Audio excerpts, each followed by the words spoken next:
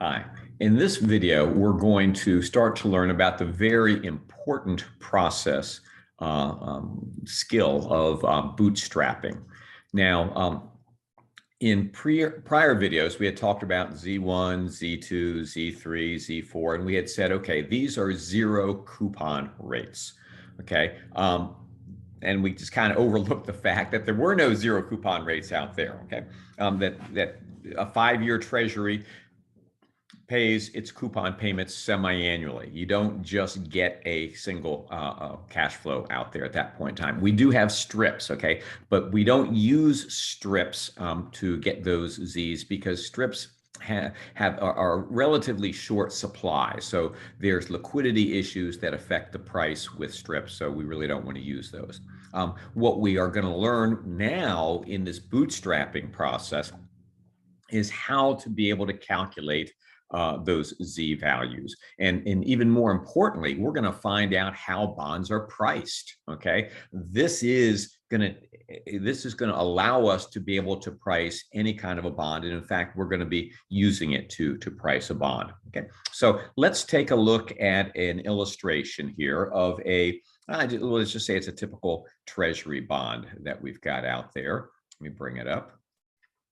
Okay, technically it's a 10-year treasury note, okay? So here's a 10-year treasury note that at time 1, it makes a coupon payment, at time 2, and all the way out here, and I don't know if I've got exactly 20 of these lines in there, but anyway, you've got 20 different coupon payments every 6 months for 10 years. That's a 10-year treasury note. And of course, you've got the face value out there at time 20 as well. So we know that for any kind of any asset, really, the price of any asset is the present value of its future cash flows. Technically, the present value of its expected future cash flows.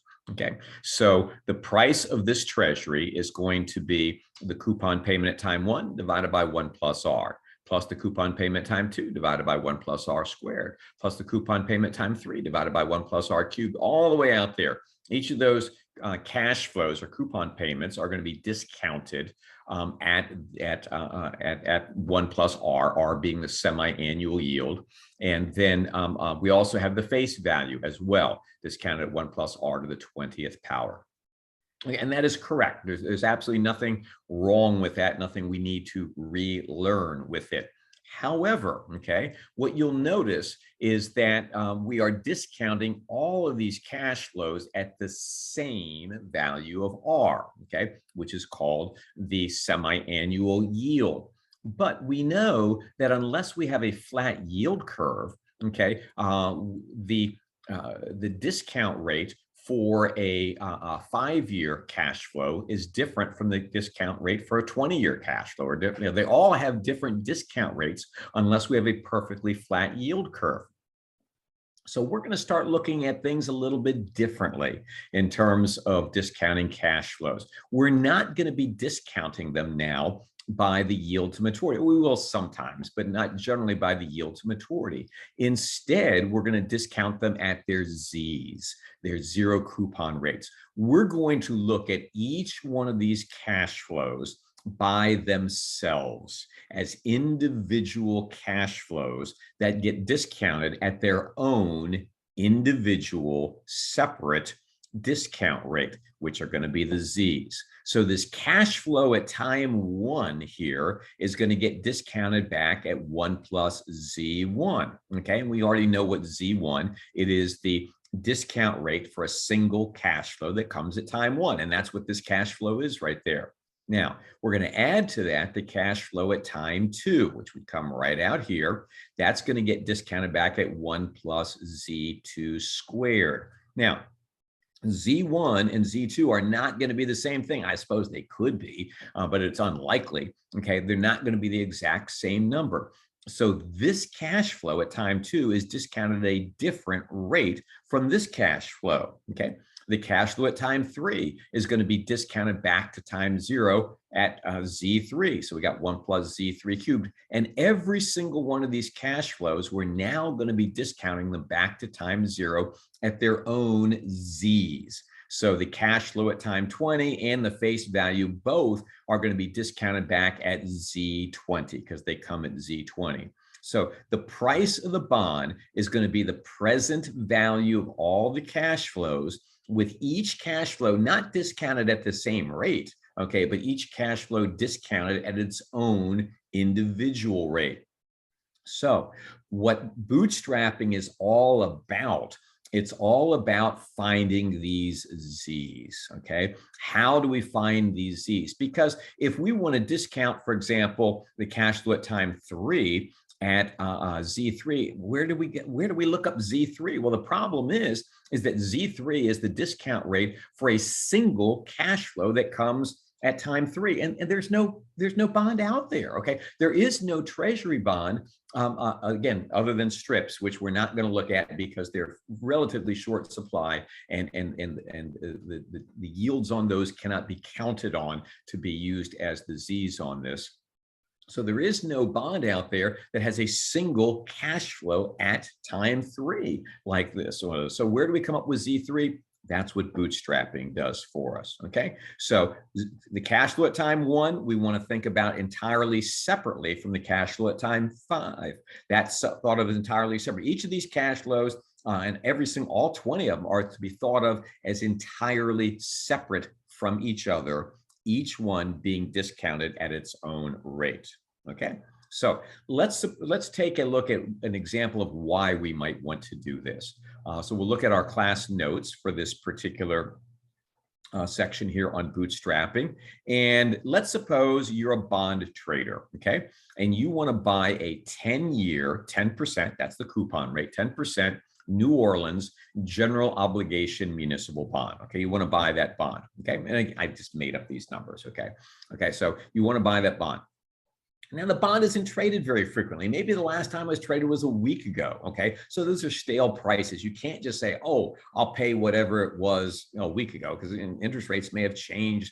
The credit quality of the bond may have changed. So you basically cannot just you're gonna have to figure out what the price should be. Okay, so you've got to so what you've decided to do is you're going to price it based upon the price of a comparable 10-year treasury note. Okay, and those are traded all the time. Okay, so in order to do this bootstrapping, you always have to start out saying there has to be some instruments out there that are traded frequently that we can rely on. Okay, and those are going to be treasuries. We're going to say treasuries, and they are. They're extremely actively traded. They're traded all over the world, and we can and the prices are changing all the time. So we're going to say that they accurately reflect how these cash flows should be discounted. Okay. Now, we've got a little bit of a problem in that this general obligation municipal bond in New Orleans, it's not going to be the same thing as a treasury in terms of it's going to have higher credit risk. It's probably going to have a higher liquidity risk as well. But it also is going to be, because it's a municipal bond, the interest payments from it are going to be tax-free. So just to make matters simple right now, okay, we're going to relax this simplicity later, but just to make matters simple right now, let's just say that the advantages of this New Orleans general obligation municipal bond, the advantages of it being tax-free exactly offset the disadvantages of it being lower credit quality than a treasury and less liquid than a treasury. Okay, so we have decided, okay, that if we can just look at the price of a 10-year, 10% treasury note, that should be the price of our 10-year, 10% New Orleans general obligation municipal bond. Okay, fantastic. Makes our life really easy. Okay, except there is no 10-year, 10% treasury note. Okay, there are 10-year treasury notes, but let's say none of them have a coupon rate of 10%. Well, you can't use a different coupon rate. Or suppose there are some 10% treasuries out there, but they don't mature in 10 years. You can't use a different maturity. So here's what we're going to have to do, and this is what bootstrapping is about. Okay, we are going to have to find what the price of a 10-year, 10% US Treasury note would be if one of them existed. Okay, so it doesn't exist, but we're going to find out what it would be if it did exist. And whatever that price is, That's what the price should be for our New Orleans general obligation municipal bond, which does exist. Okay, so we're going to price the New Orleans bond off of a treasury. Treasury doesn't exist, so therefore we've got to synthetically create it, if you will. We've got to figure out what the price would be if it did exist. Well, we always know that the price of any bond is the present value of its cash flows, right? So let's take a look at what are the cash flows for this New Orleans bond that we're trying to price. So let's go over here, okay? And here are the cash flows, okay? It's a 10% coupon rate. So every 6 months, there's going to be a $5 coupon payment. And then there's the face value is 100. So at time 20 semi-annual periods, we get 100 face value plus the 5. So the price is going to be all of these cash flows discounted back. Now, here's the key, okay? We're going to be discounting the back not at one discount rate, R, but we're going to be discounting them each back at their own zero coupon rates. So this $5 right here gets discounted back at Z1. This $5 gets discounted back at Z2. This $5 gets discounted back at Z3. This $105 out there gets discounted back at Z20. So bootstrapping is the process of finding all of these Z's. Once I find, and there's 20 of them, once I find all of these Z's, I can discount all the cash flows back to time zero, find out what the price of this treasury, 10-year, 10% treasury would be if it exists, okay, and use that to price my New Orleans bond, which does exist, okay? So the only way I can price the New Orleans bond is off of a frequently traded treasury, okay? This frequently traded treasury doesn't exist, but I got to say, what would it be if it did exist, okay? So that's kind of our motivation for what we're going to do here. So if we take a look back at our notes again, we're kind of going back and forth between some different things here. I think it's like the third to the last page of the notes. Okay, what we've got here is we've got current data on 20 different treasury securities. So what we do is we get off of the Wall Street Journal website, or we get somewhere, okay, current prices on 20 different treasury securities. Each one is maturing a different time from now. So here is a treasury that is maturing 1/2 of a year from now, or in 6 months. Here's a treasury that's maturing in 1 year. These are real treasuries. These actually exist, okay? Here's a treasury that matures in 1.5 years, in 2 years, in 2.5, and so forth. Here's a treasury that matures in 10 years, okay? So each of these actually exist. Now, of course, this treasury that matures in 6 months is a treasury bill, so it has no coupon rate. The treasury that matures in 1 year is also a treasury bill, so it has no coupon rate as well. This treasury that matures in 1.5 years has a coupon rate of 8.5%. Its yield is 8.9%. Okay, we're actually not going to have to use that. And its price is 99.45. So it's trading at a little bit of a discount. Okay, price is 99.5. And what you get from that is you're going to get half of this coupon rate, okay, 4.25 at time 6 months, at time 1 year, and at time 1.5 years. And then you get the face value at time 1.5 years as well. We're going to go through all of these things, but each of these are actual bonds that are being traded out there right now. And we are going to use them to be able to price our, to be able to do our bootstrapping, which is going to be used to price our theoretical, okay, our hypothetical 10-year, 10% treasury. Now, you might say, well, hey, you got a 10-year treasury right out there. Yeah, but it doesn't have a coupon rate of 10%. It's got a coupon rate of 12.5%. So we can't use it. Or you might say, well, there's a coupon rate of 10% right out there, but that one matures in 3.5 years. So we can't use it either. We need a 10-year, 10% treasury to price the New Orleans bond, which is a 10-year, 10% bond. And so since one of those treasuries doesn't exist, we're going to have to figure out what the price would be if it did exist. Okay, so let's start out with using this 6-month bond, this 6-month treasury bill right here, because that's going to make things pretty easy by starting out with that one. And then we will move on to the next easy one, which is this 1-year treasury bill, which also has no coupon payments. Right. So let me pull up another page to be able to take a look at this. Okay. All right, here we go. Here is the 6-month treasury bill that is out there, okay, and we've got data on it.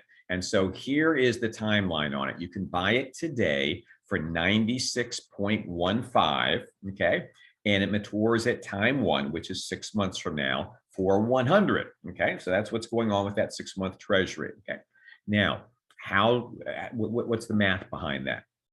The price is the present value of the cash flows. So the price, 96.15, is the present value of the cash. There's only one cash flow, it's 100, and it's got to be discounted back at Z1, right? So that gets discounted back at Z1 to become 96.15. So this is really easy. We can solve for Z1. Z1 is 4%. Now remember, that's a 6-month rate, okay? So if we expressed it as a bond equivalent yield, it would be 8%. So we have found Z1. This is what investors, what is the yield investors require for cash flows that come 6 months from now and are guaranteed by the US Treasury.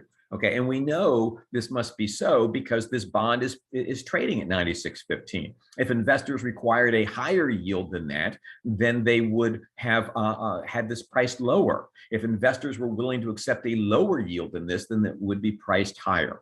But with thousands and thousands of bond traders around the world, okay, the consensus, the current price on this is the equilibrium price is the word I was looking for, is 96.15. Therefore, that tells us what investors require for this cash flow coming at time 1, discounting it back, must be 4%. Because if it wasn't 4%, you wouldn't be observing 96.15 as the price. Okay, so we have found Z1, what investors are discounting a cash flow at time 1. Z2 is also going to be easy for us because the 1-year treasury bill, okay, has no coupon payment at time 1, at time 6 months. So it just gives us $100 at time 2. It's priced at 92.19. So that allows us to easily be able to see what is the yield, what is the discount rate that investors are using to discount this $100 back to 6-month periods. So in other words, it allows us to find Z2. Okay, so the price of this bond is equal to the cash flow. There's only one cash flow on this, no coupon payments on this 1-year treasury bill, divided by 1 plus Z2 to the 2nd power. Okay, so there's 2 6-month periods here. So it was kind of important to understand how the Z's work and how to do this when we're talking about implied forward interest rates. So calculate Z2, it's 4.15%. You can always find it, one equation with one unknown. 4.15%. So investors are discounting a cash flow that comes in 6 months from the Treasury at 4%. They're discounting a cash flow that comes at 1 year from the Treasury at 4.15%. Both of those are semi-annual rates. Those are not annual numbers. Those are semi-annual rates. If we want annual, we would double them there. Okay, so those were the easy ones. The next one is going to be, it's not terribly hard, but it gets into the bootstrapping process. So let's go take a look back at our class notes here. And we see, here's the third one. Now, this is not a zero coupon bond. Okay, this is, we don't know when this was issued, and it really doesn't matter when it was issued, but it's got 1.5 years left until it matures. Okay. And the coupon rate on this is 8.5%, and it has a yield of 8.9%, which we're not really going to be concerned with. Okay, it has a price of 99.45. So this price is the present value of its cash flows being discounted back at Z1, Z2, and Z3. The cash flow at 6 months gets discounted back at Z1. The cash flow at 1 year gets discounted back at Z2. And the cash flow at 18 months gets discounted back at Z3. So that's the information we need. Let's go back to looking at this on our timeline here. Okay. And here we go. 99.45. The coupon rate we said was 8.5%. So we're getting 4.25. 4.25 and 104.25. Those are the cash flows. This is the price. The price is the present value of the cash flows. So here's the price, 4.25. That's a cash flow at time 1. So just as this cash flow got discounted from 1 to 0 at 4%, this cash flow at time 1 has to get discounted at 4% because it's the exact same. It's the exact same thing. It's a cash flow coming 6 months from now from the United States Treasury. There is no reason why investors would discount this cash flow at a different rate from this cash flow. So we're using this, which we can find, okay, clearly by itself, and we're going to use that Z1 to discount this back. So 4.25 gets discounted back 1 plus Z1. For the same reasoning, this 4.25 at time 2 gets discounted back at 1 plus Z2 squared. And then the 104.25 gets discounted back times 0, 1 plus Z3. And of course, it's cubed. So what do we do here? Well, we know what Z1 is. There it is. It's 4%. I can plug it in there. We know what Z2 is, 4.15%. I can plug it in there. Guess what? That leaves me with one equation with one unknown, which was going to be Z3. So I can solve for Z3. We can't observe Z3 directly, okay? But it must be the rate that investors are discounting this cash flow at, because we know what rate they're discounting this cash flow at. We know what rate they're discounting this cash flow at. And the sum of the present value of all three, we know is going to be this number. So we can therefore, what rate they're discounting this back at must be what Z3 is. So let's see this going back to our notes here. Okay. And let me scroll back up to where we were doing the calculations on this. And here we go. We got 99.45 is the price.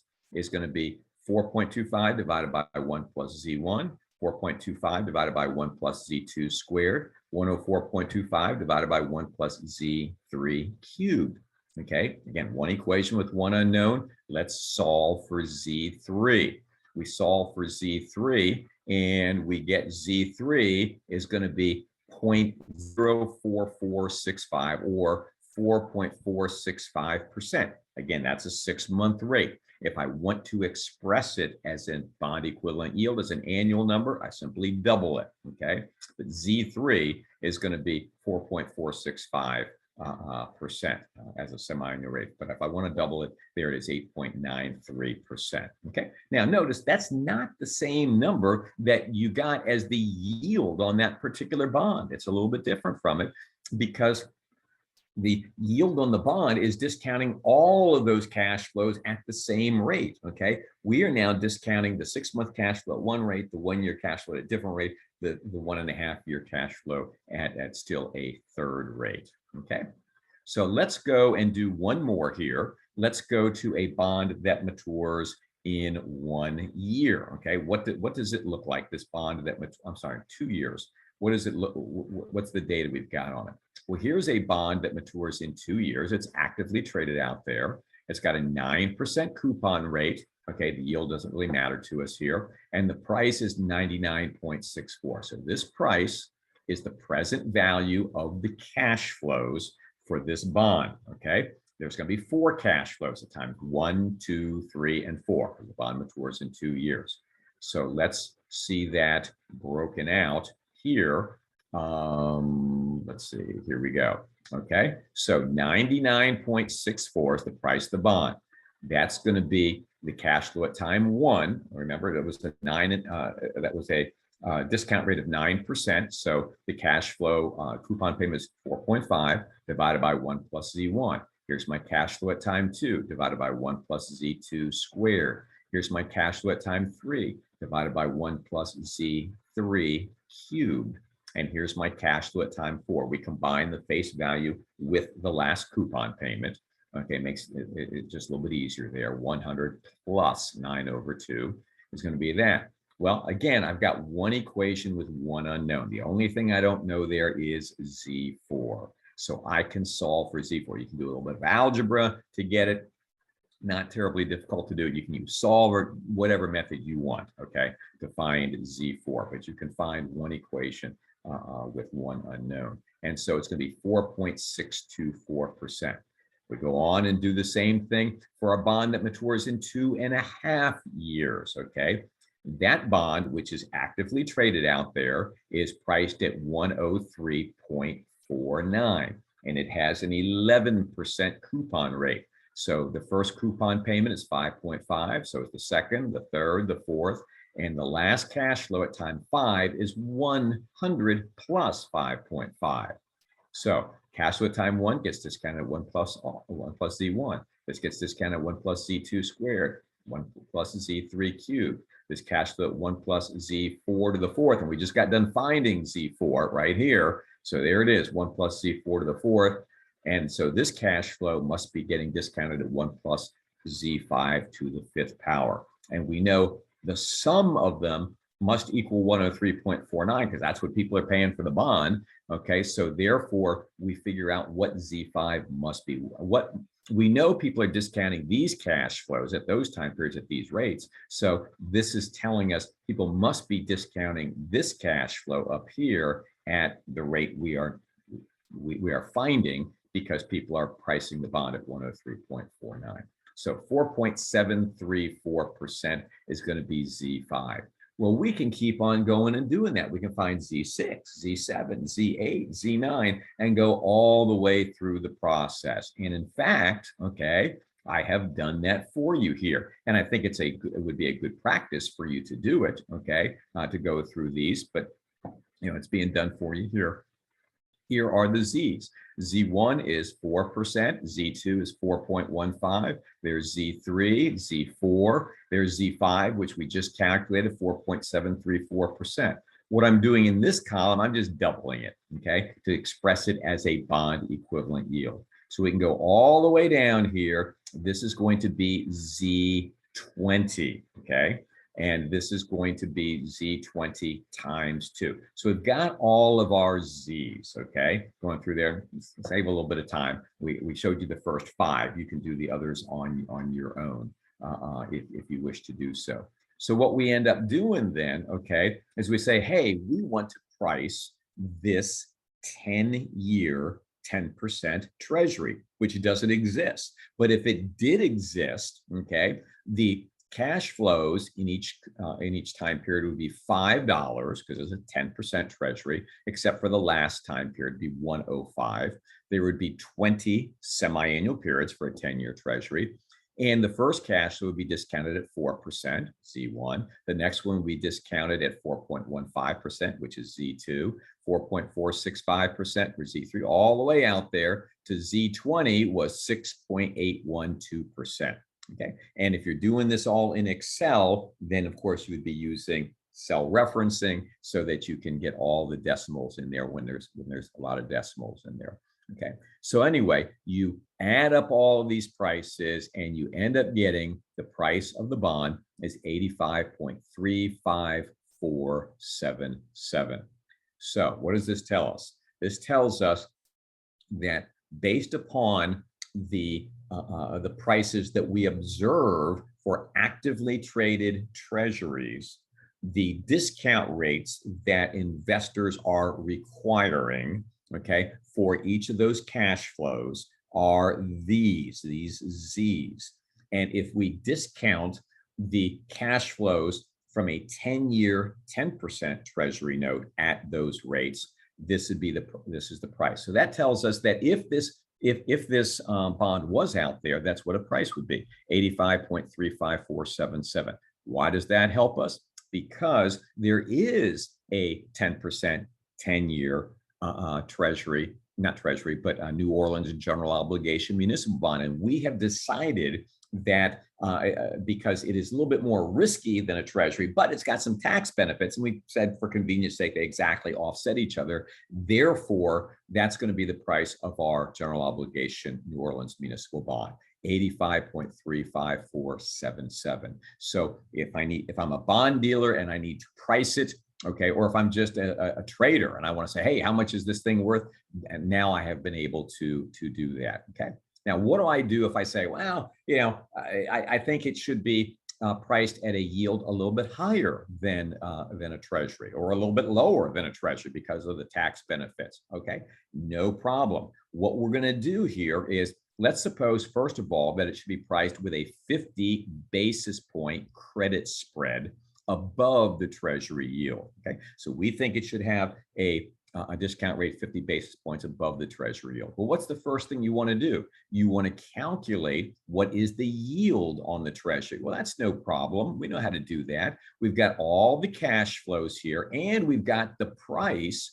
Okay, so we want to solve for R, where this is 1 plus R, 1 plus R squared, 1 plus R cubed, 1 plus R to the 4th, all the way out here to 1 plus R to the 20th. So we can just use our rate function in Excel to find the semi-annual yield.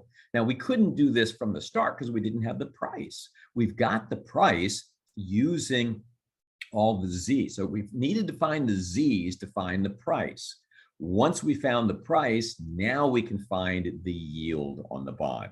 And the yield is 12.62%. Okay, that's going to be the yield to maturity. The semi-annual yield is going to be, of course, half of that amount, which would be what? About 6.31%. Okay, so you've got your yield at 12.62%.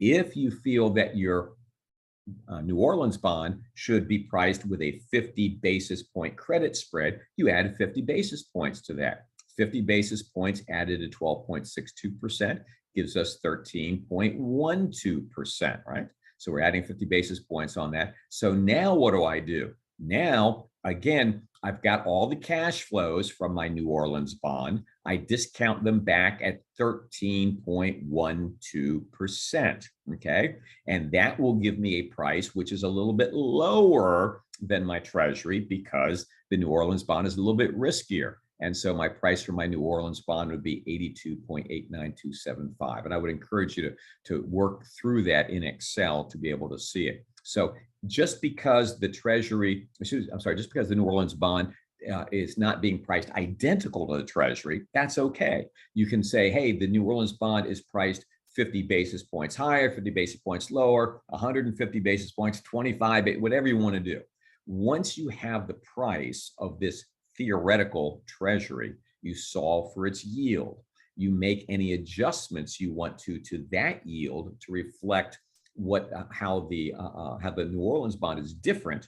And then now that you have the correct yield for the New Orleans bond, you find the correct price for the New Orleans bond, and you get it right there. Okay, so that is the process of bootstrapping, is finding all of these Z's here that we found. Okay, these are all the Z's. The Z's are going to be the correct discount rates to use for any treasury that has cash flows in each of these time periods. So this one right here, for example, if I just pick it out of the air there, 5.296%. Okay, so any cash flow that comes for 4 years, 8 semi-annual periods, from the U.S. Treasury should be discounted at that rate, because we observe currently that that's what the rate that investors are discounting cash flows at. Okay, so that's the process of bootstrapping. Now, unfortunately, okay, there is no Excel function for bootstrapping. Okay, you can't just you can't just for Excel say, hey, come up with a bootstrap or something like this. But good news for you is I figured out a way to be able to do this, okay, to do this. I'm not going to go through it in detail here. I believe I will in another video, but this is the instructions about how to do bootstrapping in Excel, okay? I came up with this thing. There's probably better ways to do it, but this is just seemed to make sense to me. Okay, as it says there, there's nothing prepackaged in Excel, but this is a way that kind of saves some time to do something like this. And you're going to have an opportunity to be doing some bootstrapping on your own as well, and you'll get a chance to see the spreadsheet where I've done this. So at any rate, read through this and see if it makes a little bit of sense to you for how to use Excel to do the bootstrapping. But bootstrapping, very important. This is where we get our Z's. Z's are used to be able to price our bonds. So have fun with bootstrapping.